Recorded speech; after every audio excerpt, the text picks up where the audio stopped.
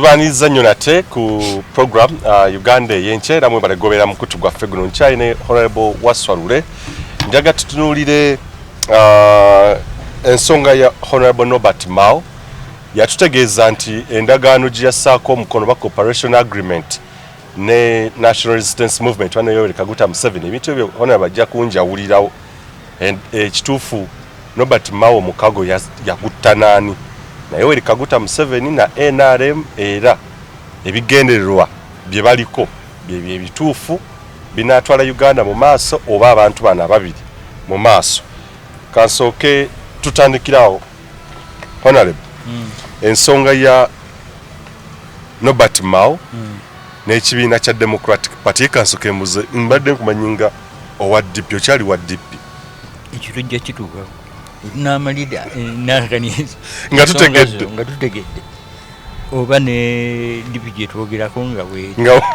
weeri etuyiza okwatogera ku kintu naye nga naki kyetwogerako tekiriiwo ensonga ya Democratic Party oba ekibiina kya DP endagaano yemawa atugamba abakulu mu kibiina bagimanyiiko era basirika busisi netugende ku endagaano specifically ojogera coach, what is your perspective on this agreement? Well, when I was somyeko umanyi bobo otunuulira endagaano olina okugamba nti gendererwa ki ebigendererwa mbirabira ddala nga bikulu nnyo era ensonga abakulu ze boogerako abantu lwakuba bakuba bukubi naye ndaba nga ebigendererwa bya makulu nnyo era mulimu ekigendererwa ekyokulaba nga the parties agree that the objectives to this agreement are consolidate and strengthen existing constructive and enduring working relationship between the parties in the areas of political dialogue, justice, rule of law and constitutionalism on the basis of mutual respect, reciprocity, common interest and respect for the sovereignty and independence of the parties. Provide a comprehensive framework for promoting understanding, encouraging contact, results-oriented dialogue and cooperation. Strengthen the political relations and promote exchanges and mutual understanding on issues of common and national interest. The parties agree that political dialogue shall take place at regular intervals at senior official and political level and cover all aspects of mutual interest. The issues to be addressed in the political dialogue shall be agreed in advance by the parties. The objectives esatu owulira amakulu agazirimu. Objectives bw'ozisoma, they are high sounding, they sound noble, era nsuubira bwe tunaagenda mu ndagaano ejja tulaga obulungi bwayo naye apart from high sounding objectives olina okwebuuza nti bw'ogenda mu ndagaano objectives ezo zituukako otya. Nze endagaano yennyini tennabeera published the final draft naye President General DP wambuuziza nti President ndi wa DP, President General wange wa DP namuwulira ku TV emu simanyi oba kirungi ogyogera erinnya ng'agamba nti waliwo draft circulating ku social media eyo kopi gye nninako nti naye erimu ensonga 9 ku 10. So it is as good as the final document.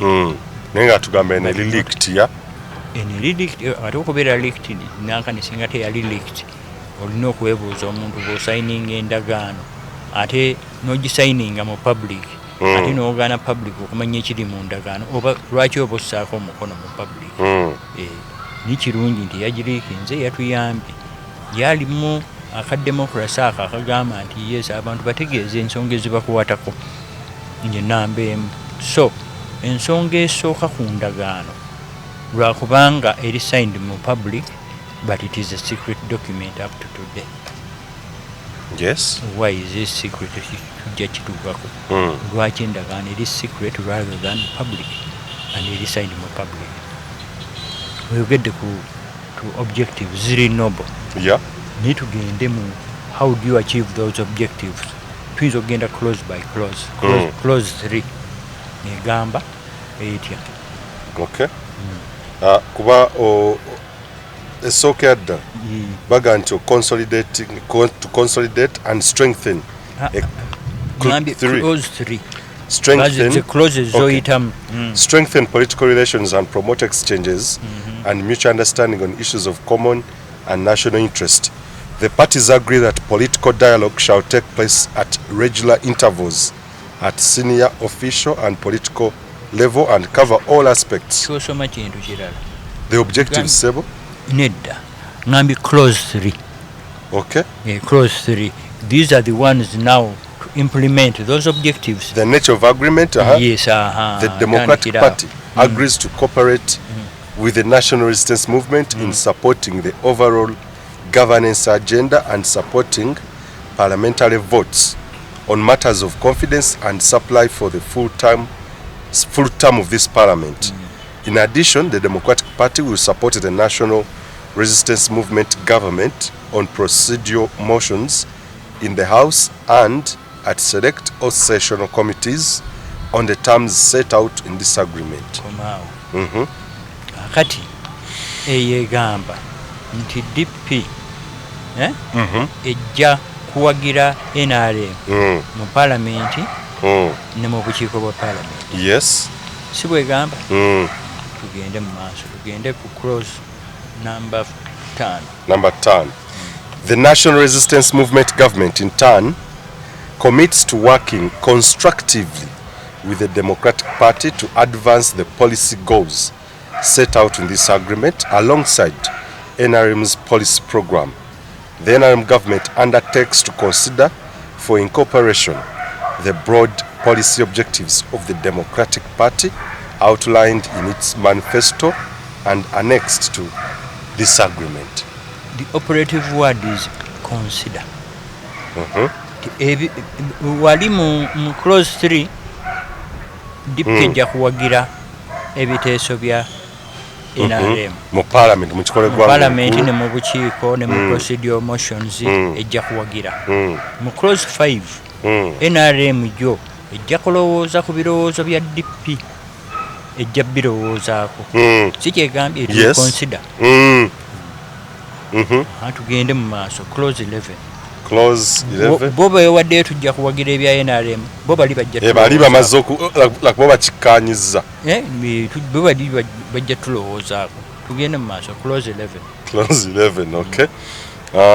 Egamba the ministerial portfolios and other public sector appointments offered to the Democratic Party shall reflect areas where DP expertise provides a valuable contribution to the NRM government. Tujja bawo emirimu buginaabanga obukugu bwammwe buyamba NRM. Kiba kigamba bwe kiri where DP expertise provides a valuable contribution to the NRM. Si to Uganda. To NRM. Genda 16. Okay. So DP bw'eneebanga eyamba NRM awo tujja bawo emirimu. The parties will work together in good faith and cooperate with each other in respect of executive and parliamentary activities to advance these shared goals, including any public statements. Tuli ku namba 16 gy'ongambye. Yes, genda mu maaso, yes. The President may from time to time issue letters of expectations to ministers and other officials from the Democratic Party, and these letters will reflect the areas of policy, cooperation and consultation processes required.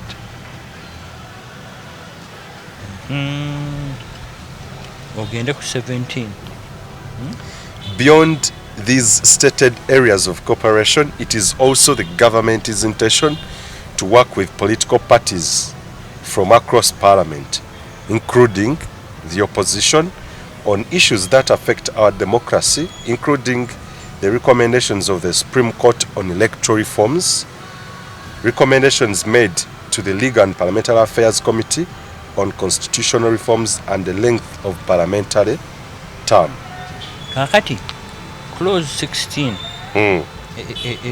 Ekintu ekiri operative nti president from time to time issue letters of expectations. Ye byayagala ajja biteeka mu buwandiike ategeeze aba DP abali mu gavumenti kyabasuubira bwe kiba nga tekirimu objectives za NRM, the general objectives, at any time yasobola okuwandiika a letter of expectations nti ku objectives zaffe tugasseeko zino ate era mulina okukola ki okuzigoberera because akalulu mwakawaddeyo 10 ku 10. Kitegedde? Yes, sir. Kati 17 neekubuulira ensonga ki ze bagenda okuteeka mu nkola naye tujja kugiddako later on because etulaga wa gye tulaga ng'eggwanga. Ng'ekyo tetunnakituukako tugende mu clause 30. Okay. Gamba in accordance with the cabinet rules, ministers from the Democratic Party must support and implement cabinet decisions in their portfolio areas. However, ministers from the Democratic Party will not be restricted from noting where that policy may deviate from the Democratic Party policy on an issue. If this is required, it may be noted in the cabinet minute. That on a key issue, the Democratic Party position differs from the cabinet decision. In case policy ya NRM gye bagenda okuwagira gye bali bound okuwagira gye bawaddeyo obululu okuwagira tekwatagana n'eya DP nti mu ndagaano eno esobola raising objection nye raising objection mu cabinet meeting minute tejja mu kazindaalo bweru nti mu lujjudde ekikola mu cabinet minute ate nga remember being members of cabinet nti bali bound by cabinet confidentiality, so ojja kugamba nti tetukanyiza ku nsonga eyo naye bw'osoma obulungi endagaano ekugamba nti bwe tumala okukaanya info tiwagisomye edda bwe tumala okukaanya ebintu mu cabinet olina bw'oba oyimbirira ebweru wa cabinet olina kuyimbirira kyetukoze eki kyetukanyizaako which is perfectly normal bwe kibeera muki mu nkola y'ebintu naye ffe tetujja kumanya ffe ng'abantu aba bulijjo nti position eyo si ya DP only problem yekyo naye nga kyekiri normal mu cabinet zonna ate ezimu ku problem y'endagaano zino nti objectives zabadde general si kugamba nti nze ndi wa Lubaka North njagala mukole omwala oguva mu nankani wane nakulabye ogugenda ekawempe right eyo nebeera nti objective nti mujja kumpagira nammwe nja kubawagira bwe tunaatuuka okugamba nti tuzimba ddaamu captura okitegedde eyo ebeera ndagaano mu coalition n'ogamba nti tukikanya ku nsonga eno n'eno neziri broad objectives eziri general ng'ate tebakuwadde ekkubo ngeri gy'onookola ki z'ono nzifuna ye problem y'ekyo 42 okay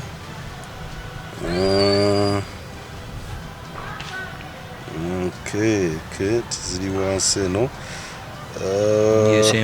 esembayo egamba the Democratic Party undertakes to keep full voting full voting numbers present whenever the house is sitting bagera ku parliament ndowooza house ya nti era business bagiconductinga mu house ne bw'onogikiriza mu cabinet ya era ogitwala mu house bw'eyita mu house nga kiwedde where the Democratic Party has committed to support the national resistance movement government and on matters of confidence and supply. The Democratic Party also undertakes to keep full voting numbers in committee unless otherwise agreed. Tulina obululu 9 obululu bonna 9 mbuwaddeyo mu kokasi ya NRM ekiteeso bwe kijja mu parliament. Yes, kubagamba nti ekiteeso bwe kijja mu parliament kati ntitwaga nti chief whip wa namba zaabwe zonna zino beerawo zirina okubeerawo neti zeeta akubeerawo. Chief whip wa NRM bwagenda mu parliament atwala endagaano eno n'agiteeka ku mmeeza what they say you lay it on the table n'agamba tugenda mu kalulu n'obululu 9 obusooka buubo otegedde ekisa kisanze wali mu masaŋŋanzira kiri mu ndagaano abo masaŋŋanzira oba tebakalabyako okay kwaga the Democratic Party undertakes to keep full voting numbers present nti bwe twatugenda katugeze kujjawo ebisanja bya president omwenda bonna balina okubeera ki okubaawo ate nga obulu wabukomitinze because bwobanga tomatidde ku nsonga wandisobodde okugamba abantu temugenda kulonga ate kyateeka nti kwaga whenever the house is sitting where the Democratic has committed to support the national resistance movement and on matters of confidence and supply. Anti bakomitinze ku buli kintu. Yes. How? You see? Ate ekitali covered by the agreement oli ayisobola ku issuing letters of expectation and you are committed to them. So which means nti buli kantu konna nkebedukirabidde asobola okukawongera n'akateekamu. Kakati mu avenues zetuyisaamu ensonga ng'eza DP waliwo kkubo limu mu palamenti bwetuyinza okuyisizaamu ensonga naye obulu twabuwaddeyo bwonna 100 naye bo bayinza otulowoozaako which means nti ffe mu buyinza obwaffe ffe tetulina ng'aba DP buyinza kuyisaamu n'ensonga n'emu naye bo balina obuyinza otulowoozaako kubalowoozaako bakkiriza. Tutandike kati ebibuuzaawo okyalinayo kakuloza akake tulina okusoma obwo bumala n'obulala gye buli naye obwo bukuwa nankani amakubo g'osobola okuyitamu tewakyaliwo kkubo ddala. DP weeri teriiwo DP weeri mu ndagaano eno eba ekyaliwo ekyaliwo ekyo nakyo tujja kituukako ekyaliwo nnyo naye egenda wa ekinaavaamu. Tutunuulire ku ensonga ya achievements oba ani afuna mu kintu kino. Well, tugende mu close 9. Ani akifuna nkwanjaga okumanya nti bino byenenanga ani afunyeemu katulaye tugambe nti DP ne President General waffe bafunyeemu so tugende mu close 9. Okuresponding ekyo tugende ku close 9. Yes. Okay, kanji noonye wano egamba the Democratic Party will hold the following portfolios inside of cabinet. Norbert Mao will be appointed to the position of nsoma biri muno gwagambye so close 9. The Democratic Party will hold the following portfolios inside of cabinet. Ogambye Norbert Mao ogambye DP. Norbert Mao will be appointed to the position of minister not a member of DP. Appointed by DP will become close to another Democratic leader will be appointed to a junior ministerial position. Kati nakona desikalabi obwedda bana aba Harvard Law School bankubira na banankani abo mu Oxford bankubira mu university nti twagala era bakubira gwe bakala copy agreement nga bangamba a public good a public domain nti ekintu kye bayita conflict of interest ne bugambo Olupya yakozesezza nti okuwandiika mu ndagaano your personal gain ng'olina responsibility. Koza ani awandika endagaano eno? Yali yagibaga bubazi. Naye kiŋŋamba nti okuwandiika mu your personal benefit bakiyita conflict of interest. Kati mu nsi yonna mulimu cases nyingi eza conflict of interest. Naye abantu ababeera mu conflict of interest tebatera kulekawo bujulizi. Era usually obujulizi bubeera circumstantial. Kati for the first time babadde baŋŋamba nti waliwo evidence ng'oli nga conflict of interest eyinza okubanga eri mu buwandiike. Bwekibanga kituufu naye lino baggo. Ne baggo ani yabaga ebbago awo omukulu yali kumpewo Nobert Moyo kirina kutegeeza. Anyway, katulinde endagaano esembayo nti ye yagigira nti okwewandiika mu endagaano esembayo endagaano nyingi gye basaako omukono naye okwewandiika mu ndagaano n'ogamba nti mu ndagaano eno nti nja kufunayo akange n'oleka n'obujulizi naye yasoma amateeka. katujje mu kitundu ekyokubiri tulabe yasoma amateeka. Katujje nkyali ne Honorable Waswarule tukuba toki musajja word per word, phrase per phrase, article per article. Yes, inside Nobert Mau's cooperation agreement naye ajja kumya naye nani naye Yoweri Kaguta Museveni ne NRM.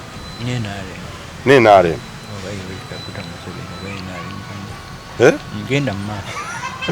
Okay. Njagala okwetegereza. Ani yes onaze who achieved. Yes. Anti kakati ngambye nti Nobert Mao will be appointed to the position of Minister of Justice. Yes. Ekyo kyafuniddwa. Era bw'amala okusaako omukono baakera ku makya. N'ayita mu kakiiko ka paalamenti ne wayitawo Meka n'alayira. Ne ofiisi yayingidde. Wow. Ne ndoza n'emmotoka yafunye. Naye abadde alina naye era empya yafunye of course nga minisita eri n'abakuumi yafunye. Kaakati ekyo kyo kyalabise nti kyafunise. So he achieved. Yes, it is an achievement. To DP to Nobert Mao kuba akaddako another DP leader. Akati Nobert Mao yafunye omulimu. DP efunamu bw'obanga osobola achieving objectives. But remember nti ye talina kubo lyayisaamu ye objectives. Naye oli yasobola consideringa objectives ze. Yes. So muŋŋamba nti DP efunye consideration. Eze ziriko na must ezoli. Is a must 100%. Yes. So DP efuniramu wa wano yokukuba Nobert Mao ng'omuntu consideration bajjirowooza. Nikyo kyo kibaddewo ne bwe ŋŋenda mu parliament n'enteesa obulungi nti nsobola okukyusa ekirowoozo kye ne bakola amendment. Era kyova olaba nti mu parliament mulimu aba opposition so that you can consider the other side of the debate. Okay. Kati awo ogamba tufunye oba tetufunye. Gwe mukulaba okwo. Naye nga minisitule yetugirina eri wano mu nkwawo. Naye nga mugenda kukolayo ki kuba banja baze bawera genda kugoberera biragiro nga bw'otegedde nti tulina okugoberera objectives ziri. Kasi ekinaava mu kokasi ya NRM ne bakiti kasita kituukaku kwa minisitule mugina ne mwine ekinjawo kyamusobola okuteekawo justice and constitutional affairs. Ekiva mu affairs kokasi ya NRM kasita kituuka ku floor. Game up. Naye tekitugaana ku lobbyinga. kasita muta lobbying. Kakati ebifo ebirala nga sinagenda ku bifo ebirala kuba ebibuuzo byo leero mbiina biyitirivu ku nsonga eno. President General wange namulaba ku NBS TV. Yes. Ng'agamba nti endagaano eno tugambye nti bago yabaga yes ekibago kino naye nga final draft eri 90% kati mu bintu bye tusomye byonna ebintu by'oyinza okugamba nti ebifunise mu ndagaano eno gy'emirimu. Okay. Beyond that, positions. Ojjako nga gw'ogisomye ng'olina ekintu ekirala ky'olabye ne mulimu only the possibility of positions. Anti kati position emu yo twagifunye. Ne remember nti omuntu bw'akugamba nti ngenda mu kuteesaganya ne future employer wange. Ngamba nti bw'ogendayo nti nyamugamba nti njagala obukadde 5. Manya nti oyinza okuvaayo n'obukadde 45 oba 30 oba 2. Oli unlikely n'okuvaayo n'obukadde omusaala ogw'omukadde 10. Oli likely. Yes. Toli likely kuvaayo na musaala gwa bukadde 10 ng'osabye bukadde 5. Ng'ate nga wano bw'obanga kyofunyeemu gy'emirimu kiba kitegeeza nti endagaano bw'ebanga ofunyeko ne percentage kiba kitegeeza nti ku mirimu gino gye basuubizza eri egimu gino egiri mu bbago gy'otaafuna. Nkutegedde. Kati wadde tubuuza luli emabega nti lwaki endagaano eno tebannagipublishinga eri original. Yes. Gye baateekako emikono. Waliwo ensonga emu yokka eyinza okuba nti emirimu tegyawera. Eri abakuba amasimu abambala busuuti ekiro ne bagenda ne bamukyalirako president general waabwe nga bw'omanyi nga balina essuubi. Kati sirowooza nti yandikadde okubamalamu essuubi. So yensobola kye tunafuna document eri publishinga ne bamanya nti mulimu ebifo bya deputy assistant acting RDC 2 n'obwa minister wa justice. Program tugenda jjongerayo naye waliwo ekwebuuzo tukyalina bingi abatulaba. Waliwo tukyayogera ku bifo. Waliwo ekifo kye twategeeredde kyo nakitegeera dda nga munnamawulire because kyo it's factual. Secretary General Gerald Siranda alina beera mu Iyala. Era ekyo kyo kiri confirmed. No, tekiri confirmed because erinnya lye teriri mu ndagaano. Nkulu. Erinnya lye. Kwage nti waliwo wanisa okuva ku Nobert Mao naga nti another DP leader gwe bataamenya linnya. Naye nga nze gwe nategeera edda. Va mu kutegeera. Because another democratic leader will be appointed to a junior ministerial position anyway. Kiri kya Iyala. Okay. This is a promissory note. Nenga promissory note ekyo another will be appointed. Kiyinza obutabeera mu final agreement. Nekya Iyala kiyinza obutabeera mu final agreement. Honorable kazi producer ngami twina naye njagala akantu kano. Kubolufuru tugize njagala akantu kano we shall continue naye njagala akantu kano nkakuzanyira. But then njogera final agreement. Mu final agreement we can only send kino ekya Minister of Justice. Kyo twakifunye twakifunye. N'ebiri ebifo byonna ekya Iyala ekya ebitongole byebayogeddeko ekya deputy minister tewaliwo guarantee nti mu final agreement mu ebiri because bw'ogamba nti ku bifo oli likely okuba nti wafuna 10 ku 10 olina kuweebuuza nti baasuula kirwa kiina kirwa akantu kano kakulu. So tuve mu byobufuzi by'ekyana ekito nakubuzaabuza abalonzi kubanga first of all tebijja kukola obuyinza bwanjawulo n'ebifo. Waliwo abakulembeze abeegwaniza ebifo ebyo byo babinoonye bafune omusaala basobole mpulira bazimba za apartments banoonya ki fe abamu tetwayingira mu byabufuzi lwa ssente. So tuve mu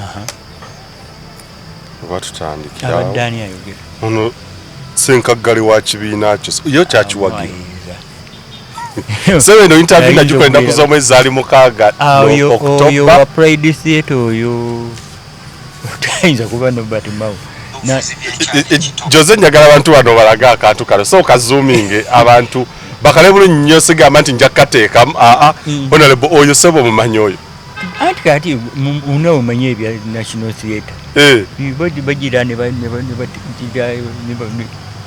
eryo eddoboozi gy'olimanyi, can you recognize that voice? eddoboozi lyo ndiwulira naye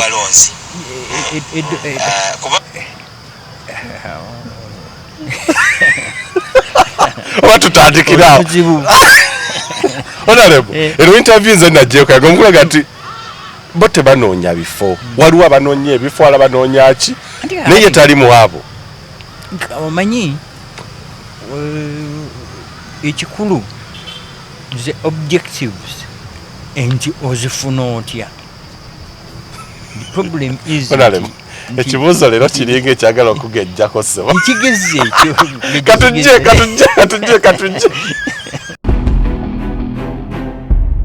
Uganda ey'enkya. tubaaniriza nnyo abalungi abali ku mukutu ogwa Uganda ey'enkya nate mu kitundu kyaffe ekyokubiri ekya okuba torch mu cooperation agreement eyakolebwa oba eyakoleddwa wakati wa Democratic Party ne National Resistance Movement oba wakati wa Norbert Mao ne Yoweri Kaguta Museveni. Ebintu ebyo byawukana era tulina okufuna clarity. Endagaano eyo yabadde between which parties, DPNRM oba Norbert Mao versus Yoweri Kaguta Museveni. Kyali ne Honorable Waswa Lule ye Mutabani we yaliko president wa Uganda His Excellency Yusuf Lule. Kitundu kyaffe oba continuation waliwo etwakomye twayinza okwebuzayo wamala ng'okyusiza engoyo. It's a continuation of this program. Kwongera okumanya ebibuuzo binnyo bye tukyalina twakomye ku achievements oba Mao bye yafunyeemu mu kussaawo omukono ku ndagaano eno. Ani yafiiriddwa? President Museveni yafunyiddewa era afunirawa bibuuzo bira bitugenda okwongera okutegeera. Mulongo tugende ddala mu maaso ku we twakomye. Twategedde Norbert Mao we yafuniddemu ne DP weyinza okuba nga yafuniddemu ne NRM yo abaffe NRM tetunnakituukako naye twayogedde ku nti DP oba Norbert Mao kyeyafunye mu ndagaano yabadde bifo. Yes, the only problem is nti ebifo ebiri stated mu ndagaano tayinza kubanga byonna yabifuna olwokubanga yennyini agamba nti it is 90% or 90 something % of the agreement. So ebifo ebimu ng'ogyeko kiri ekya ministry ya justice olwokubanga kyo tumaze okulaba kiri realized. Ebirala byonna biri up in the air. Ayinza okuba nga yafunyeko ekifo ekirala kimu oba ebifo byonna oba less. The likelihood is nti they have to be less. Nozanga tutunagenda ku kya President Museveni National Resistance Movement wa NRM yo yafuniddemu oba efunira wa mu kino mu ndagaano eno. Weefunira one esooka nefuna voting support mu parliament 100% guaranteed. Ebiteeso byonna byonna oba buli kye baleeta buli kiyitawo buyisi kwega bayongeza omuwendo. Potentially ayinza okufunirako DP because there's a political situation and waliwo political standoff. Kati mu political standoff like all political situations olina okugamba nti ayinza okugwa side eno ayinza okugwa side eri. Ayinza okufuniramu DP n'agenda naye ayinza okugenda nayo anti kakati mu kugenda nayo ezo ze issues maybe zetuyinza okudiscussinga because ayinza okugenda n'ekibiina n'agenda nakyo on paper in writing oba ayinza okugenda nakyo in substance but potentially right ayinza okugenda nakyo in writing ekyo kyo at least for the next 5 years agenze nakyo. It could even be more than that but substantially okuba nti agenze n'ekibiina mutima gw'ekibiina kikyali no balance depending on the political situation, political acumen and leadership mu DP, how it manifests itself. That's where which okay.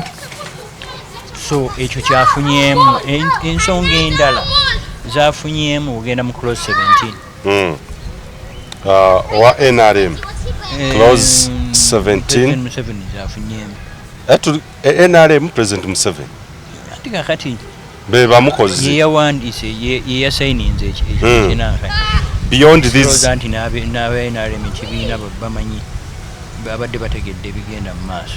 Beyond these stated areas of cooperation, it is also the government's intention to work with political parties from across parliament, including the opposition.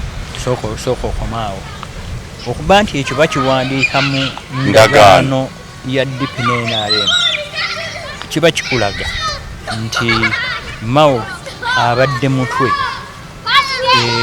ku mirimu gye babadde behind the scene gye baali bakolako for the last 1 year kugezaako kusika ebibiina bino ebirala batambulire wamu mu ndagaano eyo statement eyo kyetegeeza okuba nti eri mu ndagaano eno.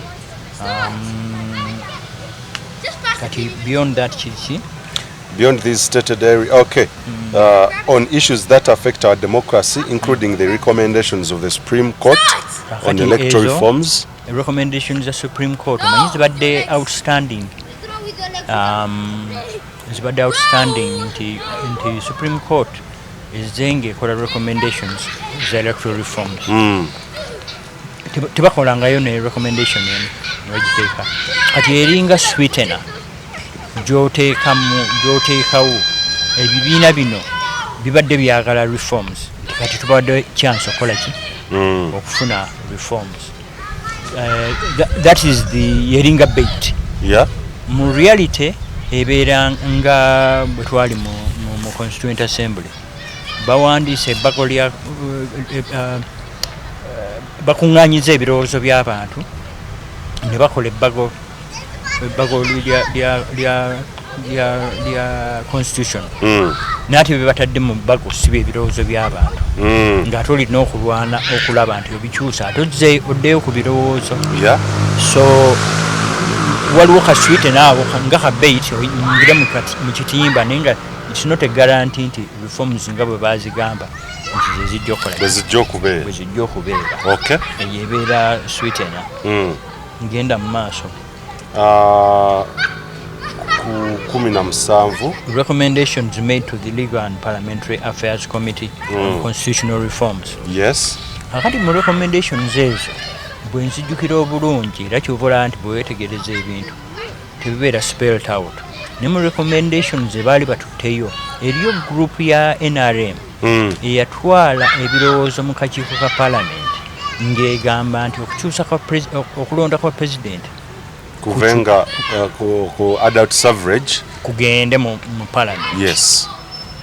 Kati bakitaddemu wano mu ndagaano tikulaga nti mu bintu mukama waffe byawaddeyo kyekimu ku bintu byekomitinzeeko because kiri nga bwokira kiri stated here. So bwe kinajja era alina kiwagira nga kituuse muki kuba yayogera ne ku kya transition andi kati wano kasita kibanga kiri stated wano mmanya nti already he has discussed it and it is committed to it. And then nature length of Parliament nakyo by putting it in this agreement aba ye committing to okuleeta amendment ya constitution eyongeze obulamu bwa Parliament. Ezo amendments ezo bbiri actually zibeerawo tujjukira ne mu musango gwa age limit.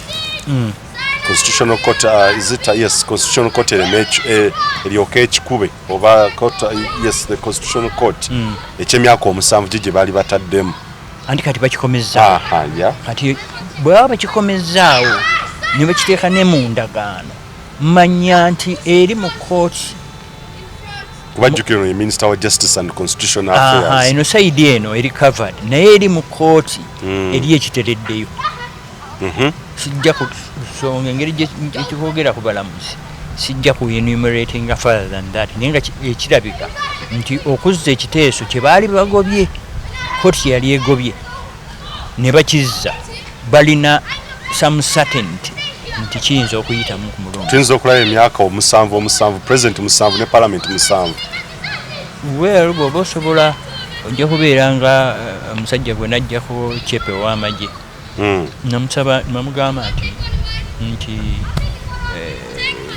londa nakani rank yali yatocharinga omuntu londa rank gye wandiyagadde maze okumuggyako chepe n'alonda rank eddako nga nti ekyo kisiru bakuwadde nti londa rank okuva kuba private okutuuka kuba generali olondako jasi eddako kati lwaki myaka 7 lwaki si 15 lwaki badde manyi abeera honest nnyo muzeero ensonga nti lwaki mbuuka amadaala bwentyo guyita honest neera nze mbuulira omuntu akuggyeko obuyinza n'agamba nti nze kanyongezeeyo myaka 2 lwaki bw'amala kwongezayo egyo 2 lwaki takyuka n'agamba nti kanyongezeeyo emirala 5 oba 15 ye kikitegeeza mu reality olina okumanya nti bw'obanga osobola okukola kino n'ekiri beyond osobola okukikola so kikitegeeza olina okwetegereza bulungi nnyo nti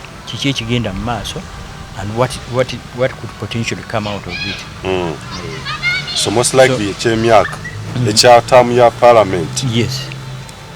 Mu maaso ntaamu ya parliament n'okulonda president. Yes. So ntaamu ya parliament nga bw'omanyi president kiki bw'amala okufuna ekiki kati ebyammwe era nakino bwe kyali ekyo ekyattaamu ye yafuna ekikye eri ne bakikubira eri ekyomusanvu nebanga yekikubye ye naga nalinze nabawa ekyo kibibaawe omwekwasa katono ndi ne omusajja yalwana naye olaba akiradde ne mu ndagaano era abakoze eki abayongera okukulaga aba alwanyi. So your president Museveni naakulaga nti ye tali selfish naawe akuwa yeewa naye neyeewa wakireredde mu ndagaano ali committed bali be batulemesa naye jjukira nti baakola ki nti baakikuba mu kooti either aba atereezezza mu kooti obeera biba byakuguumaaza. So it's mainly because kasita ofuna unconditional commitment ya DP mu parliament oba oyongeddeko ku bululu bwa NRM mu bululu obulamwenda mu ndagaano naye nga bwina kyebusobola okuba already abadde ne numerical strength nga NRM. Does it bring any impact? Omanyi bw'obeera mu situations of controversy, especially bw'olaba nti tubadde mu ojjukira amendment eyasembayo gyebaddabinga togikwatako bw'obanga olina aba opposition ng'obayingizza bonna mu kitimba nga ofunye commitment yaabo kati controversy eyo tebaawo mu public because the commitment is already there. So your pre-commitment means that there's less controversy. Oba teweetaaga nnyo kulwana nnyo okugamba nti bagenza okwebuuza ku bantu ne babanga ate ne beekweka ne balondayo abantu abatono beebuuzizzaako tebaddamu ebyo wano babeera mu open because bakomentinga dda ekintu. Otunuulira ku avenues ez'okwakivinga ebyatuukiddwako ze ziriwo avenues twaziyiseemu nti teziriiwo era ndowooza kati kyova olaba nti ekibuuzo kiddamu because gwe bw'obanga weecommittinze to supporting position ya NRM ng'ate gwe the best you can do is to be considered means nti gwe mu mikono gyo mu zino 5 oba tolinaawo avenue oli kyaba kusuulidde gwoba ofunayo. Wetogereza no mawo kiki kyawa what does he give away kiriwa ko omuntu ajja kugamba nti ndaba mawo ya bino bimbadde nkugamba nti ebyo bibadde mu clause 17 ebyo bya givings away. He has committed. Alina kyagatta ku bantu bali eri. Is there anything kyabagattako? Bani NRM ne Museveni waliwo kyabagattako? Okugenda kwe kwena kyekugatta ku bantu abo kirina kyekigattako because you see Museveni asooka moving around the world n'agamba nti ndina DP ekibiina kyonna ne bw'abanga ali n'abantu babiri President General ne Secretary General neera asobola claiming nti I have that party It is one of the oldest parties. It's again. Yeah. So China chimugatta. Bantu badde balabanga no but Mao yagwamu the soup. Into this is a small fish. There's nothing more chagatta ku bantu abo. Amalobozi ago googerako. There's nothing small about a party. Lwakubanga ebadde mu disarray. There's nothing wrong about a party. Which every party evuddeyo egifuula fishing ground. So there's nothing small about that. So NRM yazimbira okwo nefuna ba ministers ba vice presidents nga bava mu DP. So yazimbira okwo. FDC is the same thing naye yakolaki ba FDC okuvaayo yamala kujja netuula ne DP akulembeze be DP bo ne basalawo mu magezi gaabwe nti 200 eddusuku candidate avudde mu FDC ate okuvaolwo yali yetunudde emabega NUP naye ngekolaki efishinga mu DP tulina kibiina kirala kyejjemu bantu apart from DP. So there must be something qualitative mu DP, qualitative and quantitative. Kibadde kikyaliwo mu kaseera kano kiyinza okubeera nga kirina for now naye nga bwekiri. Ekibiina kiri okuba nga kirina some value. There are a lot of goodwill value still mu DP. Lwaki abantu abamu balaba endagaano eno nga embi ennyo ekyasembeyo okubeera embi ennyo era bangi bagivumiridde because erina potential y'okuba nti ezikiza emu ku bibiina original bibiina binnansangwawo kyekibi kyayo. So erina potential y'okuzikiza DP for good because all that is left kakati kwe kugamba nti endagaano tugikoze gye baganye okupublishinga because tebaagala abantu manyi abantu bw'oleeta endagaano eno n'ogipublishinga nga bwe bagi signing the final agreement kiwa opportunity abantu nga ffe okugianalyzing nga netutegeeza abantu nti bino byebirimu kati tebakikoze bajja kgenda mu kakiiko ka DP batandikire mu National Executive Council bakolenga omu ku ba members ba DP bamubuuza nti were you consulted naga nti yes yandaga ku ssimu kati ku ssimu tosobola kukola analysis yetteeka oba agreement nga olwokubanga oli atuli super sharp yes right so yotebera consultation era ayinza okugenda mu kakiiko akanneeke mu meeting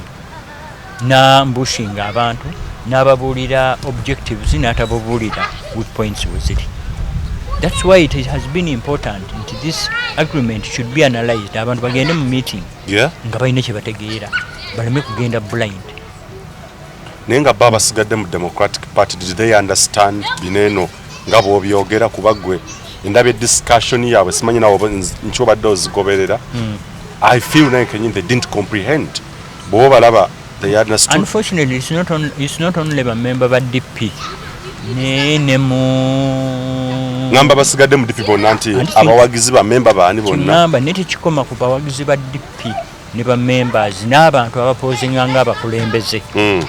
It goes further nti nammwe bannamawulire bannamawulire bameka bagezezaako okugamba nti first of all to publishing the document at least draft eriwo yekuwa pointers what is leaked, yes gyosooka okupublishinga because oli yagiwa credence then after that is to get the analysts to do what to analyze it and to point out the implications. Very little legwork has been done in direction A. So largely the DP the alternative leadership to Norbert Mao has been largely asleep as far as that is concerned.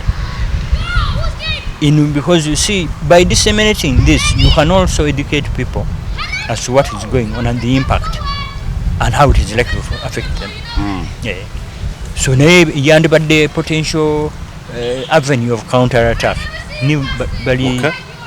the counter attacks teriiwo. It wasn't deeply short of leaders who can do that job esaawa eno okulaba nga they utilize this space kuba bagirina. Well, tujja kutunula as to how DP has reacted. Then I will now let assessment into mu reaction ya DP nti ng'obukulembeze bandibadde bakola ki? Yes. Kiki kye bakozeewo? Then you analyze that.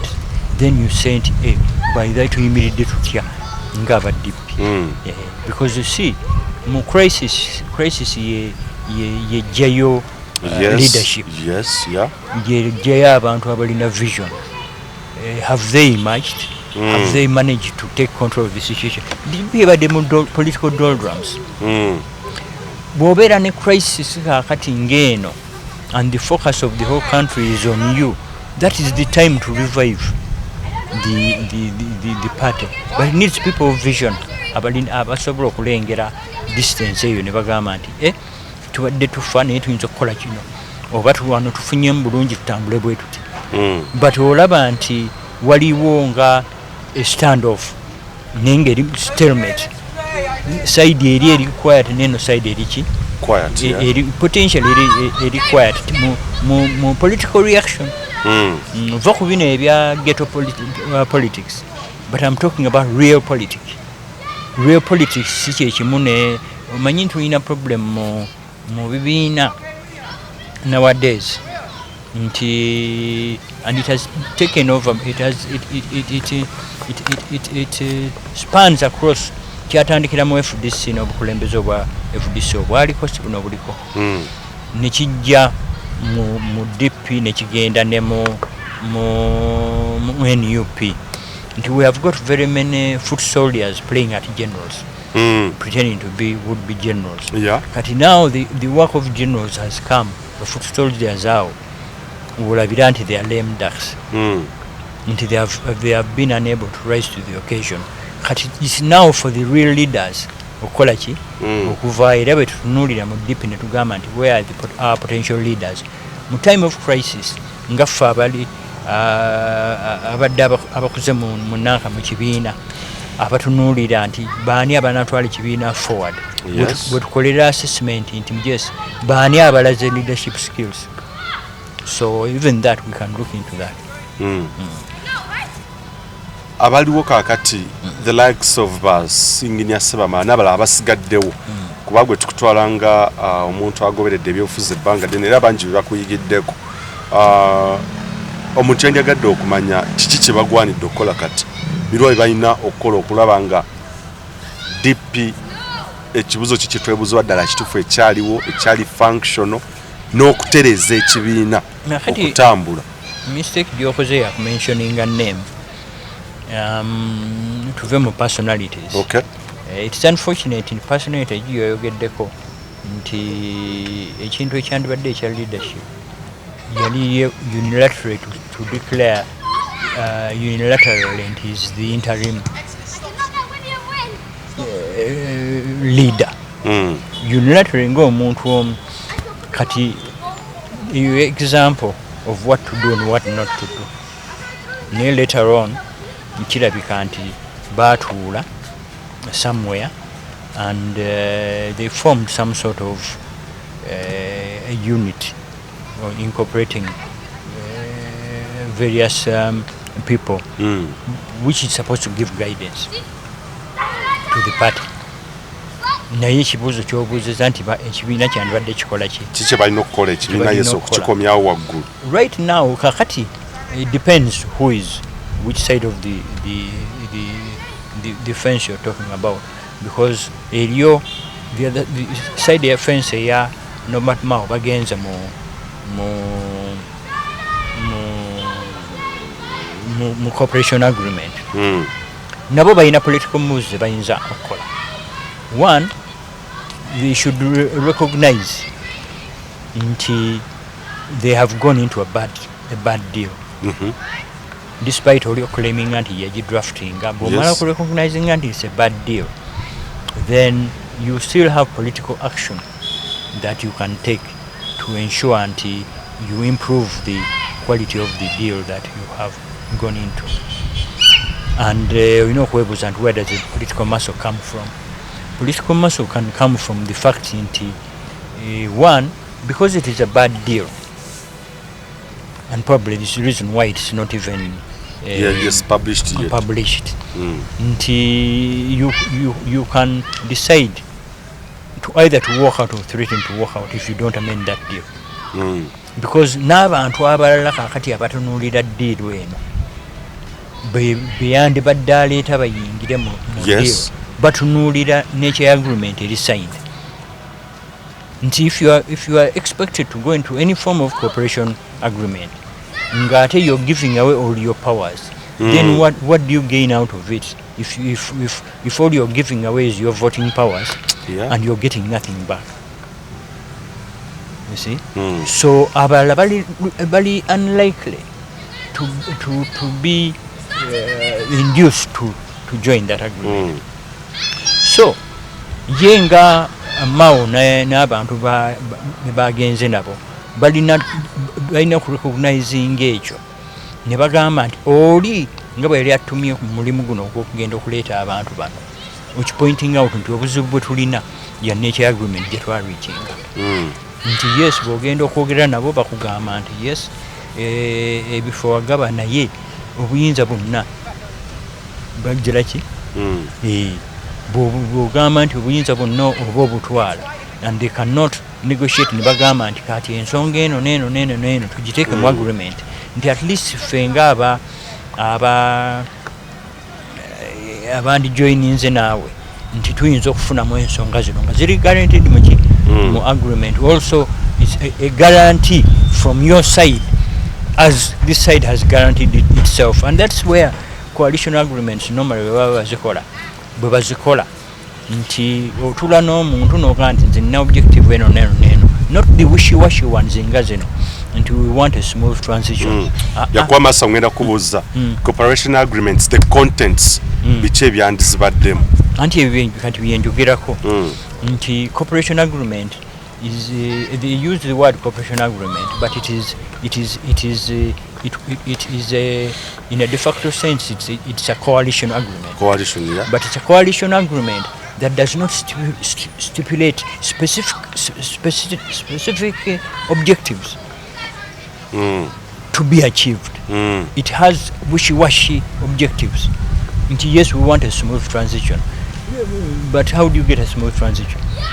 You need to work at a smooth transition, but it doesn't stipulate how you get it. This single government work at a smooth transition, and this is how we will cooperate in this way to getting this smooth transition. Mulimu ebintu ebimu nti bakole national dialogue and whatever. Those are somehow specific, right? But beyond that, there is nothing, because you never know to come national dialogue. What do you intend to get out of a national dialogue? And you should stipulate that. Biki by'osuubira oba by'oluubira okufunamu. Nze bwe ngenda mu normal cooperation agreements nti parties enter into cooperation agreements with parties in government. Ne bagamba nti nze ndi Bwalubaga North. Ne tulina omwala. Oguyita wali Nakulabye ogenda side ze Nansana. Omwala ogwo mubi nnyo. Njagala okomitinge nti mu mwaka guno mu budget gujja kubaamu era gujja kukolebwa by the end of the year. Naawe olina nankani bujagali yeetaaga repair, nange nja kuwagira ku ki? So bino bye bimbi bwandisuubidde critical issues mu agreement ya Mao ne Museveni. Sijja bayiyiza critical issues, but I'm okusinziira ku ggwanga kale nga ku ggwanga lwatwala critical issues. Yes. Critical issues that you are in your objectives that are specific, not wishy-washy, right? Because eziri wishy-washy omuntu ayinza okugamba nti njikuwadde nga tegikuwadde. Oh yes, yalina objective ya bweti n'akuwa ekifaananyi nga eri achieved naye nga it's not achieved. katumulemu kati nnyo bwe tudda njagala okwongera okutegeera ensonga eno gyakoonyeeko nkulundoza badde tena yingira nnyo mu discussion y'abantu ensonga kati mu kaseera ke tuli yes transition yeetaagisa naye bw'akonye ekyogamba nti nze kino kyendeeta ku table gw'oleeta kino okubigatta awamu what did we oba kiki kye twandisuubidde nnyo okubeera ng'endagaano eno ekiikirira ne bannayuganda instead of Yoweri Kaguta Museveni and Norbert Mao yandikiikiridde etya bannayuganda era what is or what could be the good side kwatogera ku bad side and what farm because mulimu farm commitments from DP yes what farm commitments very are from good. The other side zogamba kino nga bw'ogambye nti mulimu national dialogue it's not a farm commitment katujje katutandikirawo mu nsi buli omu alina ekirooto kuba kuwaguza kulafuubana n'okulemerako okutuuka ku buwanguzi ddala wamma ggwe luba lunaku mulindwa okyasobeddwa eka ne mu kibira nga weebuuza omuntu omutuufu anaakutuusa ku makula g'ebirooto byo oba okooye kuferebwa kankwanjulire aba Brand Pro Property Services Limited abeegulidde erinnya mu kutuukiriza ebirooto by'abantu ebyekuusa ku ttaka bagula wamu n'okutunda ettaka n'amayumba ku buli luguudo lwa Uganda wamu n'okwetooloola ensi yonna mu mawanga agatali gamu nga USA, India wamu ne Bungereza. Tulina estates eziwedde okuzimbibwa. Gano makula bukula weegulire ennyumba ey'ekirooto kyo olwaleero ku bbeeyi esoboka. Naawe anoonyeza okupangisa tuzirina ng'ate tusobola n'okukulaakulanya ettaka amayumba oba estates zo ne zeegombesa buli muntu. Oyagala saveya oba olina ekizibu kyonna nga kyekuusa ku ttaka bitukwase g'osirike. Tusangibwa ku MT House ku maliro ogusooka Room 5 ewazana ku Entebbe Road okuliraana ekizimbe kya Muguluma Empire. Osobola okutukubira oba okutuweereza obubaka ku WhatsApp namba zaffe noti 773 2M6 588 noti oba noti 703 824 noti 79 ne ku website www.brandpro.co.ug. ate mwe bankuba kyeyo ebyammwe byateredde anti osobola okugula poloti oba okufuna ennyumba n'okomawo nga buli kimu kiri malidaadi saana. Sebatuka abafera olwaleero ng'okolagana ne Brand Pro Property Services Limited tutuukiriza birooto. Tubaniriza nate we want to wind up on this topic nkyalina omulongo waswalule tukuba touch mu ebibuuzo ebyenjawulo the underlying questions ebimu byembadde mutannafuniramu byakuddamu oba responses ku endagaano ya Norbert Mao ne President Yoweri Museveni kyetegeeza mu kaseera kano. Honorable okutunuulira ekintu kino simanyi oba Uganda bakyetegereza nnyo mu bifaananyi kusini twalabawo omuntu nja muyita atali wa bulijjo in quotes buli we tulaba President Museveni oba President Museveni kuba bwe tumogera kakiikirira ggwanga of course yakutte bendera y'eggwanga lyonna naye mu kusaninga endagaano twalabawo omuntu adde talabikira nnyo mu kamera ye Odrek Lwawogo ng'endagaano alaga ne Norbert Mao wayina okukola ki okusayininga ekintu ekyo si mukaddemu waffe essebo kinenge gye kiyinza oba amakulu agwaliwo amakulu gonna how you can describe that. Yes, there was another time yali ku mukolo ng'era alina omuntu y'omu ne muwala we nga bali mu tent. Now it has been very rare. Yes.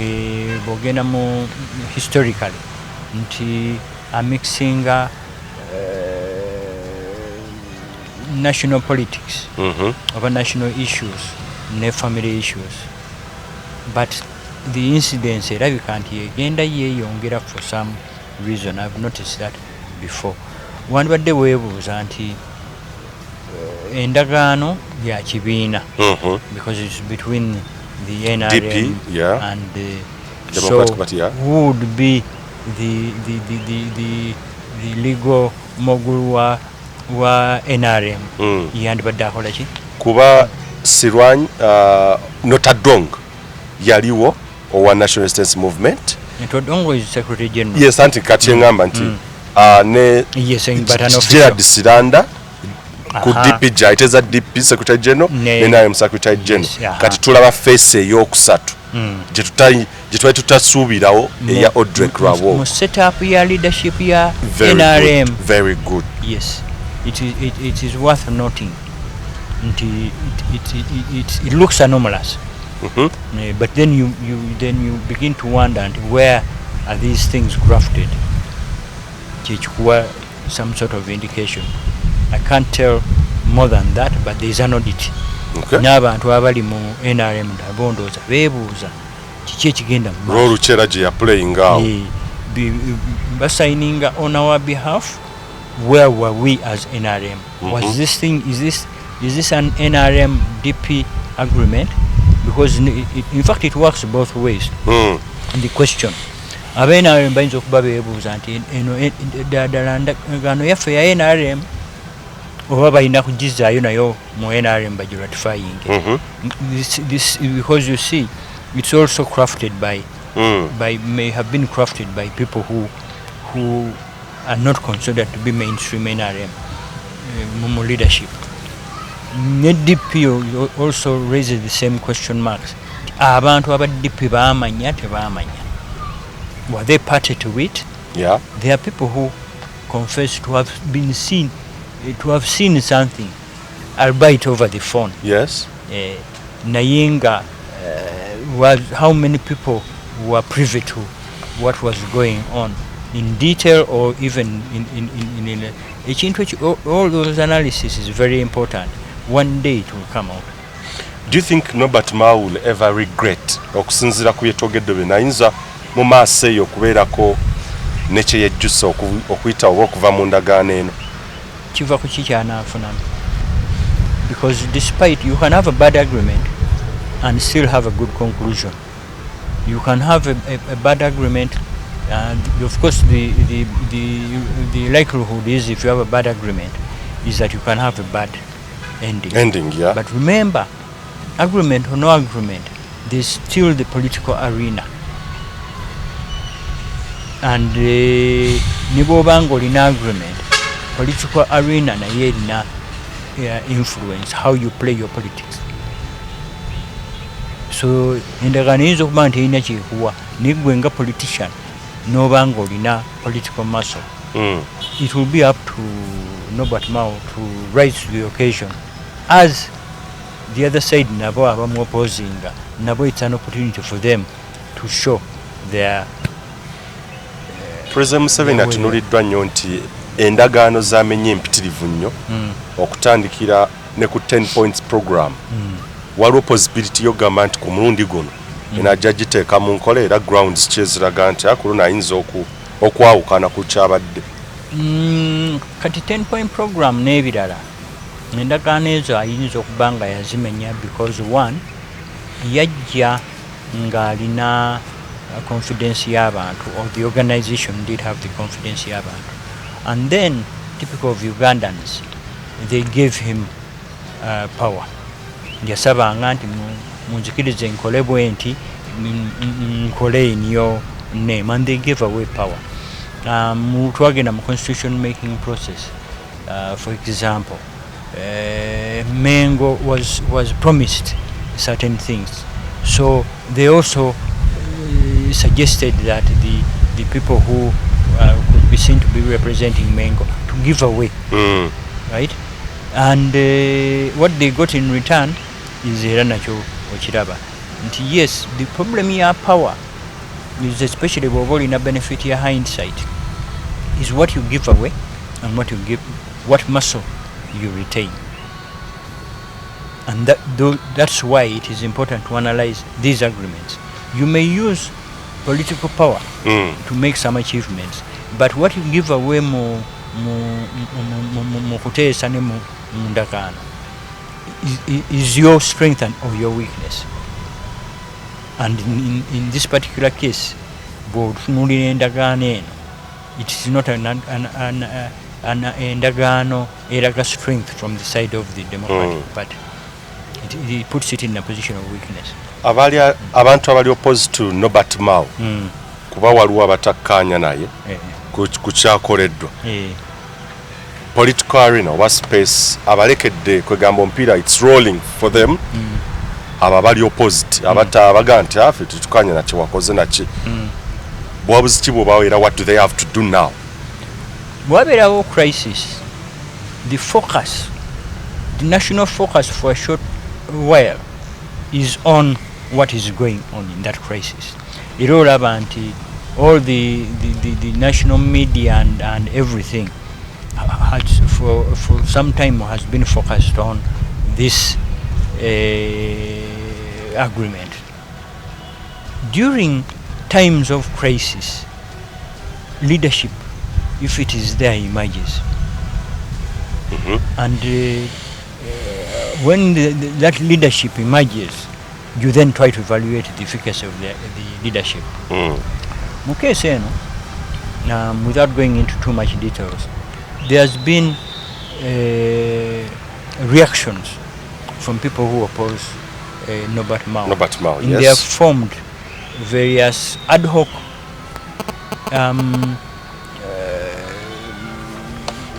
units in which they've tried to reorganize themselves, not in a formal basis but informally, to be able to carry on as a party with some sort of organization. Beyond that, what is then required is for that leadership to give direction. Not only to give direction, to capture the imagination of those who are not for the agreement. The same goes for the other side. They also have to do some legwork, because despite the fact that Norbert Mao and co have gone, they still the party. Yeah. And the initial reaction, if you are analyzing, was that they were shocked in the party. Things came as a surprise, and there was initial resistance.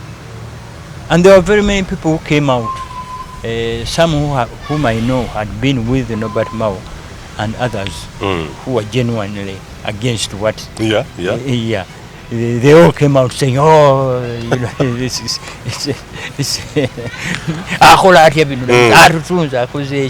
but you see, there are people who say things, and you listen carefully, and you know that one, those are crocodile tears. Yeah, they are genuine people left in DP. Where there's this live DP, and everyone now. On both sides of the divide, you have got people who are genuine DPs. Right? On both sides the of the divide. watermelons and the pumpkins. But anyway, seriously, on both sides of the divide, you have people who are genuine DPs. You see, there are various ways of skinning a cat. Yeah. So you can even pass on from the other side or this side and still make achievements. Yeah. However, there are people on both who are very violently against what has gone on, who are even party to framing, to the framework. But now they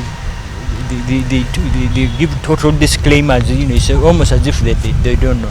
So not everybody who is decrying the agreement means that they were not party to it. That one I can tell you, knowing that for a fact. Where does this agreement when the Kawa Democratic Party at Wumba? Antikati chembade ngamba antikati the direction. Nti Norbert Mao on his part has to lobby the party so that he can carry the party with him. Likewise, the people who are opposed to him have their political direction would be to deny him the party. Mu Luganda baga nti empungu teri yes. Ogenze n'ekibiina nze nkudinayinga ekibiina mu substance. Obeere ng'ogenze ne eggshell ninga contents z'ejjito zikoze eki tugenze nazo. Bandibadde bakola ki? Bandibadde balombinga ekibiina ekisigadde eno. Ova ku kiri ekigenze on paper. Ne the people have gone with their offices. Those are just numbers you can count on your fingers. Yes. The rest of the party is there to be for the taking. And how do you take it? You lobby. You lobby district by district. And you get them to commit themselves to certain positions. It has not happened. Only one or two places it has happened. When in Kampala there was an attempt at issuing some form of press statement. The way it was conducted is the new type of politics which I describe as gutter politics. Yeah. Whereby you do it in such a way that you attract the attentions of the security agencies and whatever, and you put yourself in a position where you're frustrated. The initial reaction was to go to the DP headquarters to vent out anger. Step on Mao's photo, and you then attract the security agencies to take over the headquarters. And for the person that you want to throw out, you bring him back in again. There's an absence of political direction. And yet you see potential people who are vying for potential leadership are amongst those people. What does it annotate that DP is gone for good? Because if there are no strategies to make the wrong right. You know, in a crisis, many wrongs are made. Yeah, true. But people who have vision regroup.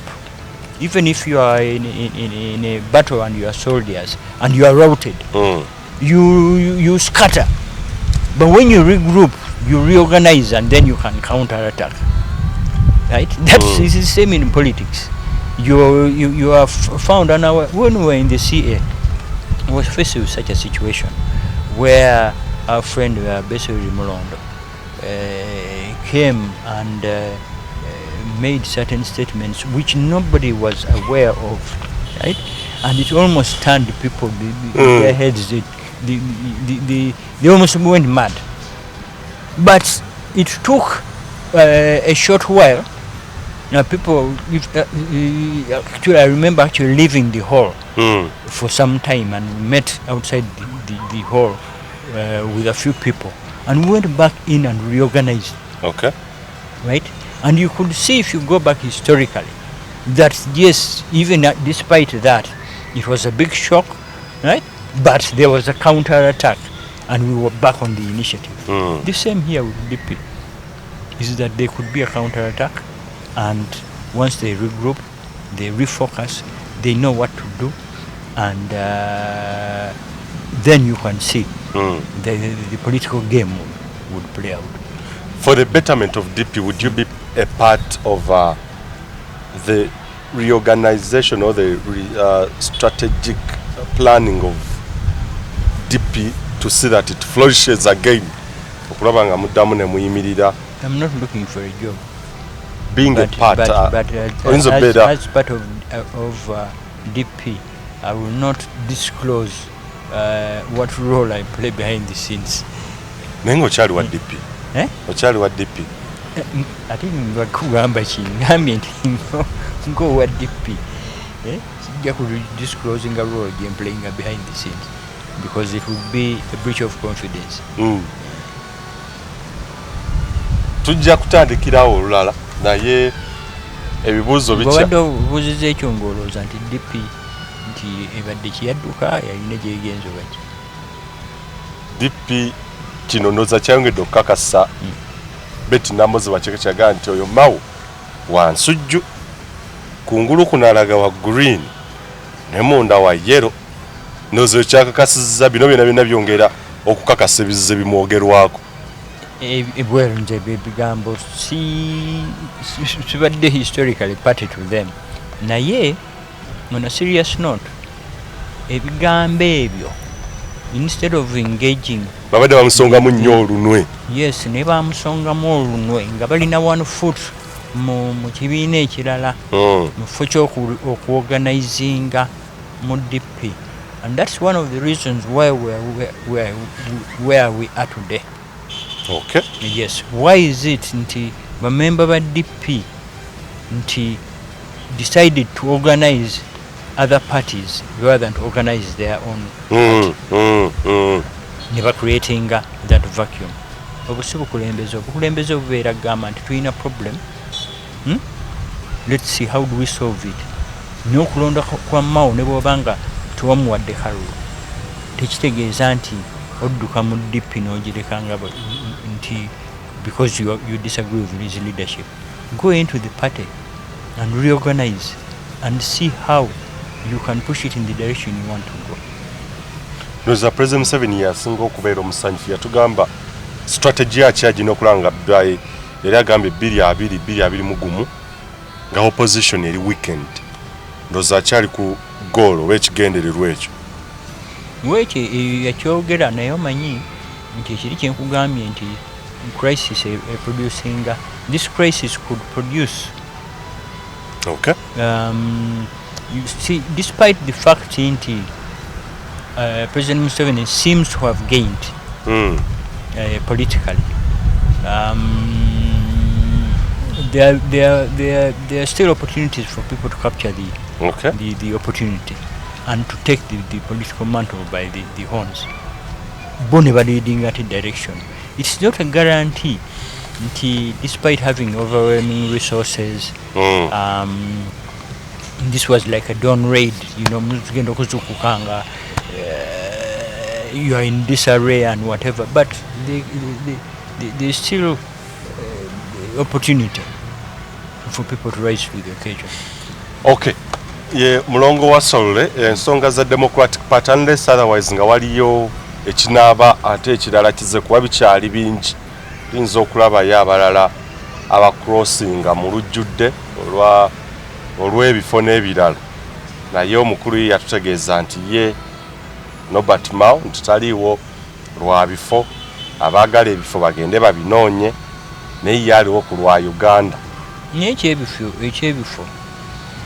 The truth is, my feelers tell me nti eriyo aboogere ne amafuukuule ate ekiro n'emisana Mao bamukubira essimu n'ekiro bagenda ne bamulaba twogere amazima nti that is the reality mu political abasigadde no balina opposition balina engeri yasobola okukozesaamu ekifo ekyo ne Nobert Mao okujjamu ebibala ebirungi anti ebibala ebyasigaddemu mu nanka bifo nti basobola okufuna ebifo nokyeŋŋamba Bakyagulanyi ba FDC ne baga nti engeri gy'oli Minister wa Justice and Constitutional Affairs tukkiriza wagenze katukwatagane bwe tuti okuli grouping okulanga n'obuvunaanyizibwa bwe watutte we can make good use of it. The difficulty is the agreement yennyini gye baakoze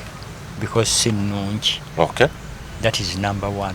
Two, the total commitment on one side ngate side yeri yes. Zero commitment. Kwega tewali balance. Tewali balance. Yeah. Kiba kizibu okupaswedinga omuntu yenna mwabo nti jangu there's a national cause nga when their hands are tied. That is the principal weakness of this agreement. But despite that, there's always the opportunity to renegotiate. Omuntu skillful politicians olaba Boris Johnson yagenda n'ava mu Brexit nibo atuuka eno agenda okulanga mulimu ebizibu ebintu ebimu n'abi throwing out of the window baddamu ne banegotiating. He was skillful as far as that is concerned. But it takes political skill.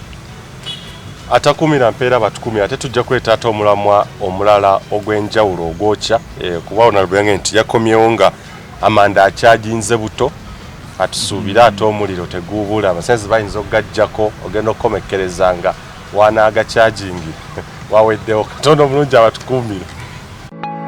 Mu nsi buli omu alina ekirooto kuba kuwaguza kulafuubana n'okulemerako okutuuka ku buwanguzi ddala wamma ggwe luba lunaku mulindwa okyasobeddwa eka ne mu kibira nga weebuuza omuntu omutuufu anaakutuusa ku makula g'ebirooto byo oba okooye kuferebwa kankwanjulire aba Brand Pro Property Services Limited abeegulidde erinnya mu kutuukiriza ebirooto by'abantu ebyekuusa ku ttaka bagula wamu n'okutunda ettaka n'amayumba ku buli luguudo lwa Uganda wamu n'okwetooloola ensi yonna mu mawanga agatali gamu nga USA, India wamu ne Bungereza. Tulina estates eziwedde okuzimbibwa. Gano makula bukula weegulire ennyumba ey'ekirooto kyo olwaleero ku bbeeyi esoboka. Naawe anoonyeeza okupangisa tuzirina ng'ate tusobola n'okukulaakulanya ettaka amayumba oba estates zo ne zeegombesa buli muntu. Oyagala saveya oba olina ekizibu kyonna nga kyekuusa ku ttaka bitukwase g'osirike. Tusangibwa ku MT House ku mwaliiro ogusooka room 5 ewazana ku Entebbe Road okuliraana ekizimbe kya Muguluma Empire. Osobola okutukubira oba okutuweereza obubaka ku WhatsApp namba zaffe noti 773 2 5 noti oba noti 703 824 noti 79 ne ku website www.brandpro.co.ug. ate mwe bankuba kyeyo ebyammwe byateredde anti osobola okugula poloti oba okufuna ennyumba n'okomawo nga buli kimu kiri malidaadi saana. Sebatuka abafera olwaleero ng'okolagana ne Brand Pro Property Services Limited tutuukiriza birooto.